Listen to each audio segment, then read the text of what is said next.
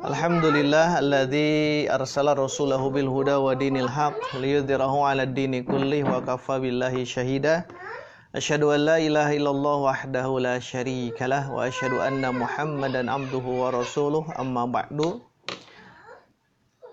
Para peserta kabar gantungan asyukur, kajian bahasa Arab asyukur gantungan. Alhamdulillah pada maghrib kali ini kita bisa melaksanakan kajian bahasa Arab ilmu nahu. Yang sudah kita kaji adalah dari halaman 1 sampai halaman 109.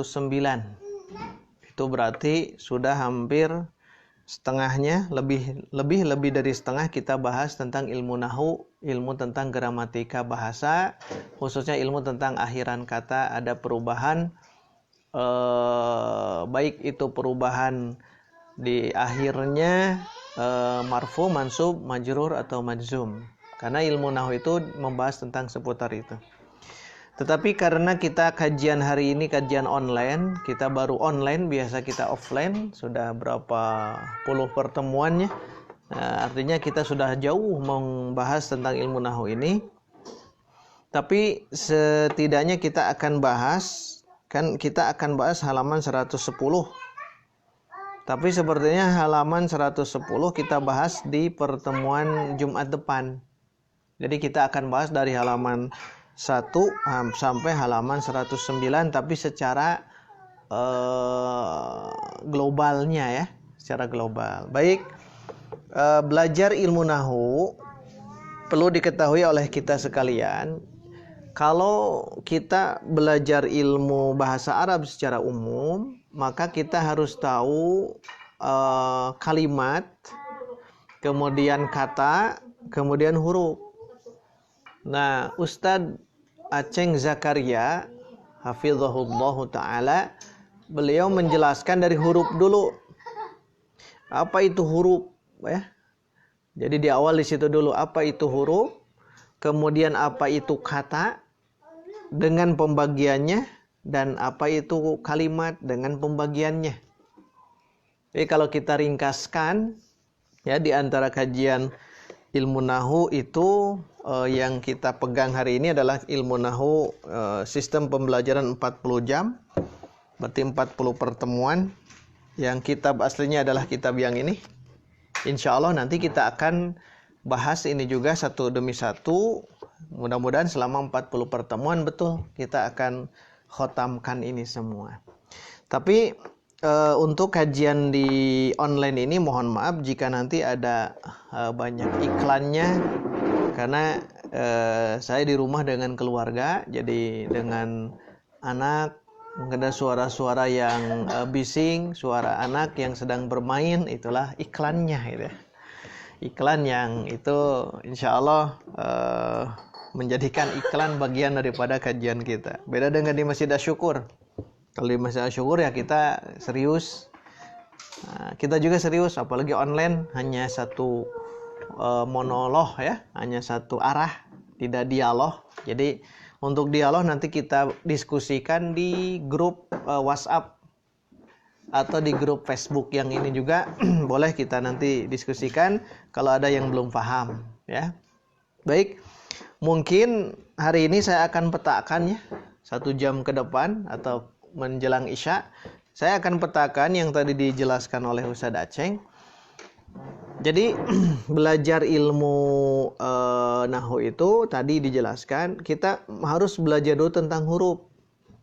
Tentunya huruf yang dimaksud adalah huruf hijaiyah. Huruf hijaiyah, huruf yang dia membentuk kata nantinya. Jadi membahas tentang huruf, nanti juga membahas tentang kata. Kata demi kata ya. Dari kata dikumpulkan, maka kata menjadi kalimat. Itu bahasa sederhananya. Nanti di kalimat, kan kita dalam bahasa Indonesia tahu ada subjek, ada predikat, ada objek, ada keterangan. SPOK. Nah, dalam bahasa Arab juga sama. Jadi insya Allah dimudahkan ya. Dimudahkan selama kita ada kesungguhan, selama kita ada keyakinan kita untuk belajar ini adalah bagian daripada ibadah. Apalagi kita belajar ilmu ini untuk memudahkan kita belajar bahasa Arab, belajar Quran, belajar hadis, belajar literatur-literatur kitab yang begitu banyak karya para ulama. Maka kita ikhlaskan niat kita, kemudian kita bersungguh-sungguh. Kita bersungguh-sungguh untuk sama-sama belajar di sini ya, walaupun di online. Tapi kita insya Allah akan istiqomahkan selama nanti ada keputusan di pemerintah kapan kita bisa offline, kapan kita bisa berkumpul kembali di kajian di syukur gantungan. Tapi kaidah usul fikih kan mengatakan ma la yudraku kulluhu la yutraku julluhu. Selama tidak bisa semuanya untuk selama tidak bisa ditinggalkan semuanya, ya jangan ditinggalkan semua. Selama tidak bisa mendapatkan semuanya, jangan ditinggalkan semuanya.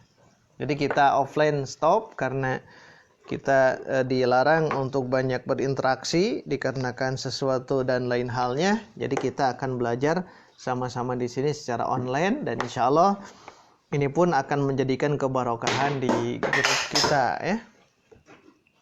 Jadi hadirin ikhwatul iman, kita akan membahas hari ini tentang huruf ya. Huruf, ya dek. Huruf itu terbagi kepada dua. Ini ringkasannya. Satu huruf mabani, dua huruf ma'ani. Huruf mabani itu adalah huruf yang dia membangun kata demi kata. Tapi sering disebut huruf hijai ya, huruf hijaiyah. Alif, ba, ta, sa sampai iya dan itu belum ada arti. Itu namanya huruf mabani. Sedangkan yang kedua, huruf ma'ani. Kalau huruf ma'ani dia sudah punya makna. Maka yang kita bicarakan di ilmu nahwu itu adalah huruf ma'ani, huruf yang sudah punya makna. Jadi kalau saya sebutkan misalkan ba, itu belum ada arti. Tapi kalau saya sambungkan ba, iya, ta, maka dia menjadi baitun. Nah, berarti itu mohon maaf, itu kata ya. Kalau huruf itu huruf yang belum punya makna. Kalau ba saja, iya saja, ta saja itu belum ada makna. Tapi kalau kita susun menjadi baitun, nah berarti dia sudah huruf, dia akan menjadi kata. Sedangkan huruf yang dimaksud adalah huruf ma'ani. Kalau huruf ma'ani misalkan ba saja, tapi kita arti ba itu dengan, maka ba itu menjadi huruf ma'ani. Misalkan bismillah, bi itu kan ba, maka dia menjadi huruf ma'ani. Nah, dalam ilmu nahwu itu membahas tentang huruf ma'ani. Ya, huruf ma'ani. Maka di antara huruf ma'ani ada huruf jar, ada huruf qasam, ada huruf atof, ada huruf istifham, ada huruf syarat, ada huruf-huruf yang lain. Contoh kalau yang sudah tahu kita huruf jar yang 9 itu min, ila, an, ala, fi, rubba, al-ba'u, al-kafu, al-lamu. Al-lamu, lam. Itu kan huruf. Tapi dia sudah punya makna. Itu poin pertama. Jadi kita belajar tentang huruf. Mulai pelafalan ya. Pelafalan huruf-huruf hijaiyah. Tentunya di antara kita juga sambil belajar bahasa Arab. Sambil juga belajar tajwid, tahsin. Belajar talaki Al-Quran. Karena ini akan membantu kita dalam pengucapan pelafalan bahasa Arab. Jadi kalau kita belajar tajwid, kemudian belajar bahasa Arab itu akan saling menguatkan. Nah setelah itu, setelah belajar huruf, nah baru nanti ke kata. Nah kata dalam bahasa Arabnya adalah kalimatun. Jadi gabungan huruf demi huruf menjadi istilah kalimatun. Atau saya sering menyebutkan kalimah. Kalimah itu berarti kata. Contohnya ba, terus iya, terus ta, baitun. Itu kan sudah jadi kalimah. Kalimah itu kata ya. Lihat di papan tulis. Ba, iya, ta. Ini kan belum ada arti, tapi kalau disambung ini menjadi satu kalimah. Ini huruf ba, huruf ya, huruf ta, ketika digabungkan menjadi baitun. Berarti ini sudah punya arti, artinya rumah. Ya. Kemudian zal, ha dan ba. Ini belum ada arti, zal apa, ha apa, ba apa. Tapi ketika dirangkaikan maka menjadi kalimah. Jadi zahaba tuh, menjadi ada arti, artinya pergi. Kemudian ada hamzah, ada lam, ada alif, menjadi ila. Ila dia sudah punya arti ke. Tuh. Berarti ya, inilah yang dimaksud dengan kalimatun. Kalimatun. Kalimat itu bahasa kitanya kata. Tapi saya sang menyebutnya kalimah, ya. Kalimah. Berarti baitun kalimah. Bayangkan kalau saya sebutkan kalimah, itu artinya kata. Jadi baitun dia kalimah, berarti kata ya. Zahaba dia juga kalimah. Ila dia juga kalimah. Maka kalimah atau kata itu terdiri dari 3. 1, kata ini masuk ke dalam kata benda. 2, kata ini masuk ke dalam kata kerja, pekerjaan. 3, ini masuk ke huruf. Tentunya huruf yang disebutkan ma'ani tadi. Huruf yang sudah punya makna tapi tidak kita fahami makna ini kecuali kalau digabung dengan yang lainnya. Maka Ustadz Aceng Zakaria, beliau menjelaskan pembagian kalimah 3. Kan begitu. Sistematikanya begitu. Dari mulai huruf, kemudian kalimah, kemudian gabungan dari kalimah, gabungan dari kata-kata, nanti masuk ke dalam kalam atau jumlah mufidah. Nah, kalimah yang ini tadi dijelaskan ada 3 ya. 1, isim. Isim. Jadi kalimah ini dibagi 3. Jadi ada 3. 1 isim. Contohnya baitun. Dia kan kata kerja, kata benda. Rumah. Berarti dia isim itu berarti kata yang punya arti tapi tidak terikat oleh waktu. Saya sebutkan baitun. Nah, ini isim. Saya sebutkan Muhammadun. Ini isim. Saya sebutkan qolamun. Ini isim. Kita sebutkan sabburatun. Ini isim. Kita sebutkan ini rafun. Rafun terak. Rafun isim. Kenapa? Karena dia kata yang tidak terikat oleh waktu. Itu isim. Contoh di sini baitun. Pembagian kalimah kedua adalah fi'il. Apa itu fi'il? Fi'il itu kata yang sudah punya makna terikat oleh waktu. Maka sering kita sebutkan ini kata kerja. Kata kerja. Jadi terikat oleh waktu. Contohnya membaca. Isim fi'il. Fi'il. Karena dia tidak terikat oleh karena dia terikat oleh waktu. Membaca. Kapan? Sudah, sedang, akan. Kan itu ada pertanyaannya. Belajar. Kapan belajarnya? Berarti fi'il. Sekarang kita jelaskan buku. Kapan? Kan tidak ada istilah kapan buku itu. Berarti dia tidak terikat waktu. Masuk ke isim. Nah, kita ikhwatu iman mesti bisa memahami mana isim, mana fi'il. Nah, Ustadz Aceng Zakaria beliau menjelaskan tanda-tanda isim. Tanda isim ada 4. Kan begitu ya. Sok apalkeun ieu nya. Tanda isim ada 4. Tanda fi'il ada berapa? Sama, ada 4. Tanda isim ada 4, tanda fi'il ada 4. Nah, ini fahami. Oh, isim tandanya ini. Oh, fi'il tandanya ini. Nah, jadi beliau menjelaskan sampai luas seperti itu ya. Dan di kitab Ajurumiyah juga ada sama seperti itu. Kemudian kalimah yang ketiga setelah isim dan setelah fi'il apa? Harfun. Harfun atau huruf. Apa huruf yang dimaksud? Kembali ke yang tadi, huruf ma'ani. Huruf yang sudah punya makna. Itu disebut harfun ya. Nah, ikhwatu iman rahimakumullah. Hari ini kita akan terus ya kembangkan. Satu demi satu kita kembangkan. Setelah kita mengetahui kalimah dibagi 3, isim, fiil, dan huruf. Isim kita katakan kata benda gitu ya. Kata benda, kata sifat, kata kerja yang dibendakan. Itu masuk ke dalam isim. Pokoknya dia tidak terikat oleh waktu. Contohnya kalau kita sebutkan bagus, kan tidak terikat oleh waktu. Berarti bagus itu, jamil, itu masuk ke dalam isim. Kata sifat. Baik, buruk, kan itu berarti kata sifat. Berbeda dengan kata kerja, fiil. Kalau fiil itu dia berhubungan dengan berhubungan dengan waktu. Nah, itu nanti belajar di sorop juga ya. Di sorop. Kemudian huruf, kalau huruf dia tidak kita tahu ada artinya tapi kita tidak paham.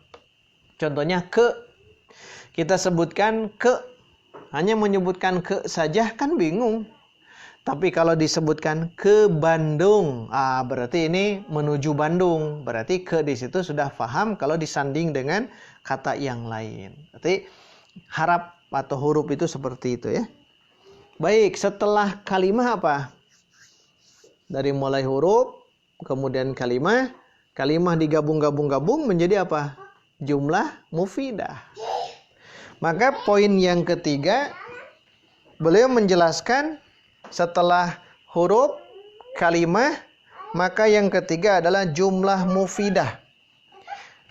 Jumlah mufidah. Nah, kalau jumlah mufidah, inilah yang dimaksud dengan kalimat sempurna. Kalimat sempurna. Ada yang mengatakan lebih gampang lagi namanya kalam. Kalam. Berarti gabungan dari kalimah namanya kalam. Tapi kalam di sini sudah sempurna kalimatnya. Kalimatnya sudah sempurna. Saya membaca Al-Quran. Dia sudah sempurna. Berarti namanya kalam. Saya membaca Al-Quran. Saya sendiri dia kalimah, membaca sendiri dia kalimah, Al-Quran sendiri dia kalimah. Saya sebagai isim, membaca sebagai fiil, kemudian Al-Quran sebagai isim. Nah, kita perhatikan itu semua, kemudian gabungkan. Saya membaca Quran. Nah, bukan lagi kalimah, bukan lagi kata, tapi dia sudah menjadi kalam atau jumlah mufidah. Nah, Ustaz Aceh menjelaskan tentang istilah jumlah mufidah, jumlah yang sudah sempurna. Saya membaca Quran. Ana aqra'ul Qur'ana. Berarti itu menjadi kalam namanya. Kemudian apa lagi? Sudah ya? Nah, baru setelah itu dibahas tentang apa? Tanda isim 4, tanda fiil 4. Ikhwatu iman, masih ingatkah apa tanda isim yang 4? Apa tanda fiil yang 4? Jika kita paham, alhamdulillah. Tanda isim diakhiri dengan jar, kasroh. Yang kedua diakhiri dengan tanwin. Yang ketiga diawali alif lam. Yang keempat diawali dengan huruf jar. Itu tanda isim yang 4. Diakhiri jar, diakhiri tanwin, diawali al, diawali huruf jar. Itu masuk ke dalam wilayah tanda-tanda isim. Sedangkan fiil ada qad, ada sin, ada saufa, ada ta'nis sakinah. Nah, setelah mengenal tanda-tanda isim ini, tanda-tanda fiil ini, tanda-tanda huruf ini, nah beliau baru menjelaskan jenis-jenis isim. Nah, ini yang rada panjang kemarinnya, jenis-jenis isim ada berapa? Ya, ada 9 isim. Sok sebut ke naon wae. Sebutkan 1, 2, 3, 4, 5, 6, 7, 8, 9. Nah itulah isim, 9 isim. Kita kuatkan di 9 isim. Yang pertama apa? Mufrad. Yang kedua musanna. Yang ketiga jama' muzakkar salim. Yang keempat jama' muannas salim. Yang kelima jama' taksir. Nah 5 ini harus dikuasai. Dari mufrad ke musanna apa rumusnya? Dari mufrad ke jama' mudzakkar salim apa rumusnya? Dari mufrad ke jama' muannas salim apa rumusnya? Dari mufrad ke jama' taksir itu tidak ada rumus, walaupun ada rumusnya tapi kita sebutkan hafalan saja. Berarti 4 yang ini. Dari mufrad ke musanna rumusnya ani atau aini. Dari mufrad ke musanna, dari mufrad ke jama' mudzakkar salim, di akhirnya tinggal ditambahkan una atau ina, waw nun atau ya nun gitu. Dari mufrad ke jama' muannas salim apa? Atun, atin, alif ta, atun dan alif ta, atin. Itu masuk ke dalam jama' muannas salim. Jadi kalau kita membaca Quran, ini diakhiri dengan un. Contoh, qad aflahal mu'minun. Berarti mu'minun itu jama' mudzakkar salim. Atau ada yang tak marbutoh, atun. Al muslimatu. Nah, al muslimatu qanitatun hafizatun. Berarti itu masuk ke dalam jama' muannas salim. Kalau jama' mudzakkar, kalau musanna menunjukkan 2, ani atau aini. Di Quran kan ada. Alam naj'al lahu ainaini wa lisanan wa syafataini wa hadainahun najdaini. Nah, itu semuanya musanna menunjukkan 2. Jadi kita mesti paham ya, 9 isim. Yang 5 tadi berhubungan dengan apa? Bilangan. Mufrad menunjukkan 1, musanna menunjukkan 2, jama' mudzakkar salim menunjukkan banyak, tapi untuk muzakkar laki-laki, jama' muannas salim menunjukkan banyak, tapi untuk perempuan tinggal ditambah atun, atin. Dan yang kelima jama' taksir. Jama' taksir itu jama' yang menjadi pecah kata-kata tersebut. Bisa berkurang, bisa bertambah, bisa berubah harokat. Itu menjadi taksir. Contohnya qolamun, ini 1. Kalau 2 qolamani. Kalau banyak aqlamun. Nah kan begitu. Jadi untuk jama' taksir itu harus dihafal.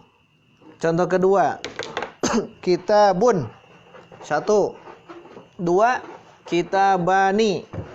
Kalau banyak kutubun. Nah berarti kan itu hafalan. Jadi kalau kita masuk ke dalam jama' taksir, mau tidak mau ya dihafal. Kita sering baca, insya Allah akan hafal ya. Apalagi benda-benda mati. Benda-benda mati biasanya dia akan masuk ke jama' taksir biasanya. Contoh yang saya sebutkan tadi, benda mati kan masuk ke jama' taksir. Masuk jama' taksir. Apakah jama' yang lain bisa? Ya bisa. Tapi hampir kebanyakan masuk ke jama' taksir. Contohnya ini rak, rofun, jamanya apa? Rufufun. Qolamun, jamanya aqlamun. Itu kan jama' taksir. Tidak masuk ke jama' mudzakkar salim, tidak masuk ke jama' taksir, ke jama' muannas salim. Babun, pintu. Apa jama' taksirnya? Abwabun. Kan gitu. Jadi harus kita pahami dari hafalan untuk jama' taksir. Mau tidak mau hafalkan. Jadi ikhwatul iman, misal mendapatkan satu kata dalam bahasa Arab, misalkan ini kitabun, harus nanya nanti apa jamaknya dari kitabun. Kalau yang benda-benda mati langsung ke jama' taksir ya. Kitabun jamaknya kutubun dan lain sebagainya. Baik. Itu kan baru 5, semuanya ada 9. Cek nu kagenep naon. Kita ulang. 1 mufrad, 2 musanna, 3 jama' mudzakkar salim, 4 jama' muannas salim, 5 jama' taksir, 6 asmaul khamsah, isim-isim yang 5. Tinggal dihafalkan saja isim yang 5. Abuka, terus kan Ya. Ya, satu lagi. Abuka, akhuka, hamuka, fuka, zumalin. Abuka, akhuka, hamuka, fuka, zumalin. Ini namanya asmaul khamsah. Isim-isim yang 5. Ini masuk ke 9 isim. Anda kuasain nya. Ustaz Aceh itu luar biasa. Beliau langsung menuliskan dulu yang 9 isim. Kekuatan kita di isim memang yang 9. Itu tidak akan lepas dari yang 9. Jika kita lemah di 9 isim, kita masuk ke marfu, mansub, majrur akan merasa berat nantinya untuk masuk ke sana. Ya, 6 ya, asmaul khamsah. Ketujuh apa? Isim ghair munsharif. Isim alladzi la yansharif. Isim yang tidak menerima tanwin dan tidak menerima al. Dan tidak menerima kasroh. Kembali ke yang tadi, tanda isim kan diakhiri dengan jar atau kasroh. Diakhiri dengan tanwin. Kemudian diawali dengan al. Nah, di isim ghair munsharif tidak menerima ini semuanya. Maka keunikan di antara 9 isim itu memang isim ghair munsharif. Atau nama yang lain adalah isim alladzi la yansharif. Atau isim yang lain isim ghair munawwan. Berarti banyak istilah ngan masyhurnya biasa nama eta isim ghair munsharif atau isim alladzi la yansharif. Ini unik tentang isim ghair munsharif itu. Maka kuasai kaji karena oleh Ustaz Aceh dibahas rinciannya di pertemuan berikutnya. Muhammadun, dia biasa karena ada tanwin. Tapi kalau saya sebutkan hamzatu, hamzah ya, berarti dia tidak boleh ada tanwin. Kenapa tidak boleh ada tanwin? Karena dia masuk ke isim ghair munsharif. Hamzah, hamzatu, tolhatu, aisyatu, fatimatu, zainabu, hindu. Hindu ada 2 baca, hindu dan hindun. Tapi yang lain-lainnya itu tidak menerima tanwin, tidak boleh ada al, tidak boleh kasroh. Ini namanya isim ghair munsharif. Kuasai ya. Kuasai ilmu tentang isim ghair munsharif. Yang keberapa? Ke-7. 8, 9 maksur dan mankus. Nah, so kuasai 9 isim. Kalau isim maksur contohnya al-huda. Kalau isim mankus contohnya al-qadi. Nah, itu semua masukan. Kemudian nanti setelah hafal 9 isim baru ke marfu'atul asma, mansubatul asma, majruratul asma. Marfu'atul asma isim-isim yang marfu. Mansubatul asma isim-isim yang mansub. Majruratul asma isim-isim yang majrur. Lihat di papan tulis. Nah, ini ilmu nahwu mulainya justru di sini ya. Ini saya hapus. Jadi ikhwan fillah rahimakumullah, yang harus kita kuasai setelah itu ya, dari mulai huruf, kata, kalimat, pembagian kalimat dan lain sebagainya termasuk isim yang 9, kemudian fi'il dulu ya, ada fi'il madi, mudhari, amr dengan tanda-tandanya. Nah, baru masuk ke yang isim, masuk ke dalam marfu'atul asma. Apa itu marfu'atul asma? Isim-isim yang marfu. Al-marfu'atul asma, isim-isim yang marfu. Berarti isim, membicarakan tentang isim. Yang kedua mansub. Al-mansubatul asma. Mansubatul asma. Kemudian yang terakhir majruratul asma. Al-majruratu al-asma. Isim-isim yang majrur. Nah, ingat, hafalkan semuanya. Istilahnya saja dulu hafalkan. Marfu'atul asma, isim yang marfu ya, marfu ada 7. Mansubatul asma yang mansub. Mansub itu harokatnya kasroh di antara harokatnya fathah. Kalau marfu harokatnya domah, marfu domah, mansub fathah. Ini semuanya ada berapa? Ada 12 di Ustaz Aceh. Yang terakhir majrur. Majruratul asma, harokatnya kasroh, di akhirnya kasroh. Ini fathah, ini domah. Kemudian majrur itu hanya sedikit, hanya 3. Nah, yang kita baru pelajari, ikhwatul iman, lihat. Yang kita baru pelajari adalah baru 7. Perjalanan masih panjang. Jalan masih panjang untuk kita kuasai ilmu nahwu ini. Maka harus terus bertahap. Sedikit-sedikit ya. Sedikit-sedikit lama-lama menjadi bukit. Jadi sedikit bertahap gitu.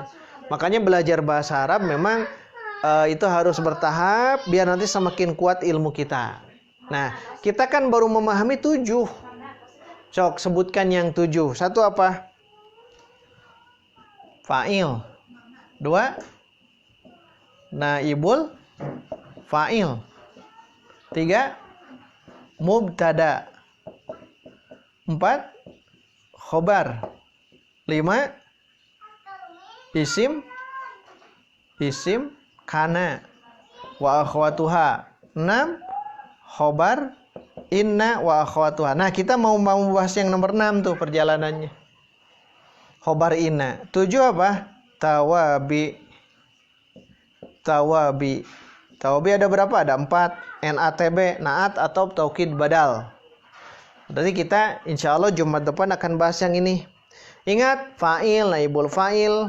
Itu hafalkan satu bahasan ya. Sampai sini. Mubtada khobar hafalkan. Isim kana khobar ina, ini hafalkan. Tapi kuatkan dulu mubtada dan khobar. Jika mubtada khobar mampu, maka masuk ke isim kana atau khobar ina, itu insya Allah bisa. Karena kana dan inna itu adalah amil yang bisa masuk ke dalam mubtada dan khobar. Jadi terus saja kita nikmati belajar ini. Jangan sampai kita berpikir, aduh gening Ustaz belajar ya teh lumayan. Ya memang lumayan. Tapi nanti hasilnya luar biasa ya.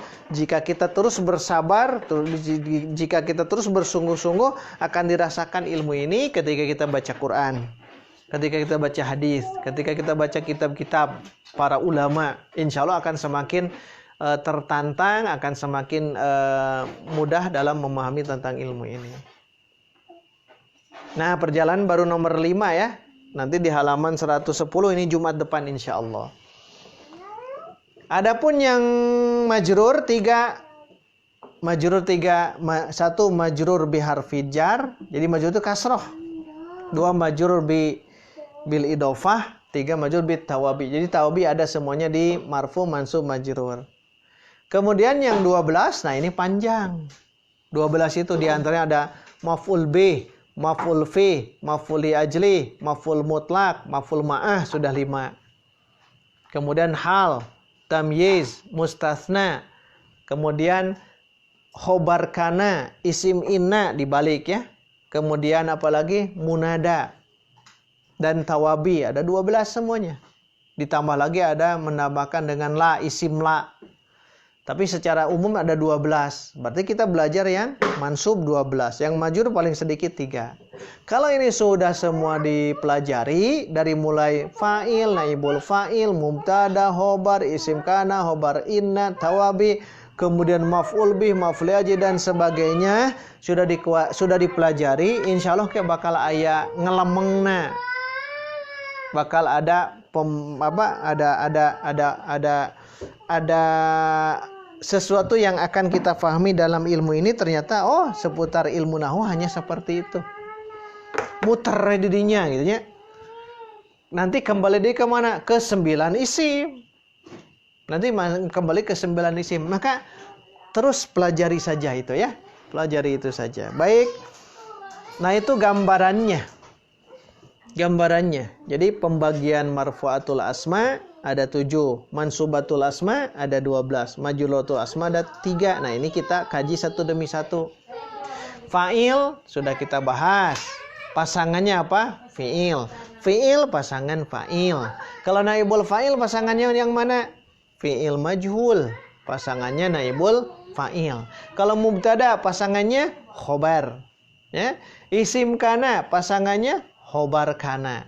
Isim inna pasangannya khobar inna. Jadi ada pasangan-pasangan. Makanya terus belajar ya, semangat untuk belajar ilmu al-lughah al-arabiyah ini jangan futur, jangan putus asa, apalagi muntaber. Kata Pak UU mah apa muntaber? Apa muntaber? Mundur tanpa berita. Mundur tanpa berita, artinya dia syahid. Tidak mau belajar lagi, padahal sudah Allah mudahkan belajar ini. Asal yang harus kita pahami, belajar ilmu ini harus ada ketekunan yang terus tekun. Insya Allah nanti bahkan kajian online seperti ini akan kita optimalkan. Kalau di antara ikhwatu iman suka belajar ilmu nahu, suka belajar ilmu shorof, nah nanti kita akan fasilitasi. Mungkin lewat Facebook seperti ini insya Allah. Jadi lewat media-media seperti ini kita akan memahami tentang bagaimana ilmu nahu yang akan kita pelajari. Insya Allah mudah. Apalagi nanti Ustaz Aceng ini beliau luar biasa ya, produktif. Kitab ini digunakan dimanapun juga. Memang kitab rujukan dunia adalah Ajurumiyah. Kalau ini kitab karya beliau disadur dari Ajurumiyah dan yang lainnya, kemudian dikemas sedemikian rupa sehingga menjadi kesempurnaan dalam ilmu nahu dan shorof. Tapi tetap kita harus sanding lagi dengan kitab yang lain, buku yang lain. Kalau sudah disandingkan, apalagi dibahas dari contoh dari Quran, contoh dari Sunnah, insya Allah kita akan paham itu. Maka cukup secara global dulu. Secara global dulu, itulah kajian yang kita kaji pada malam hari ini. Satu yang mesti dipahami, jangan sampai putus asa, jangan sampai kita belajar, jangan sampai kita berhenti untuk belajar, karena dengan belajar kita akan mendapatkan ilmu. Dan yang paling penting adalah mohon kepada Allah Subhanahu wa taala untuk berdoa. Allahumma ya Allah, mudahkan aku belajar untuk belajar bahasa Arab, belajar bahasa ahli surga, karena itu insya Allah dimudahkan. Insya Allah dimudahkan. Quran bahasa Arab, hadis bahasa Arab, Nabi kita orang Arab, masa kita tidak mau belajar bahasa Arab? Apalagi nanti di alam kubur akan ditanya tentang mantrobuka, itu kan dengan bahasa Arab. Mantrobuka, ma dinuka, man nabiyuka. Artinya kita belajarlah. Intinya kita ikhlaskan niat untuk belajar bahasa Arab. Mau kita sebagai orang awam atau kita sebagai dai, apalagi dai balik lagi itu mesti kita belajar bahasa Arab nahwu shorof yang dasar. Maka kita insya Allah belajar lagi di kabar gantungan asyukur, kajian bahasa Arab asyukur. Semoga ini menjadi wasilah kita ingin mendapatkan ridho dan maghfirah Allah Subhanahu wa taala, dan harus diyakini bahwa ini adalah bagian daripada agama untuk menjaga agama kita dengan kita mempelajari bahasa Arab, ilmu nahwu dan ilmu shorof. Demikian yang dapat saya sampaikan. Mohon maaf jika banyak iklan dan mohon maaf jika dalam online sepertinya tidak biasanya, tapi semoga Allah memberikan hikmah yang terbaik atas ini semua. Kita cukupkan sampai di sini. Alhamdulillahirabbil alamin. Rabbana atina fid dunya hasanah wa fil akhirati hasanah wa qina adzabannar. Wassalamualaikum warahmatullahi wabarakatuh.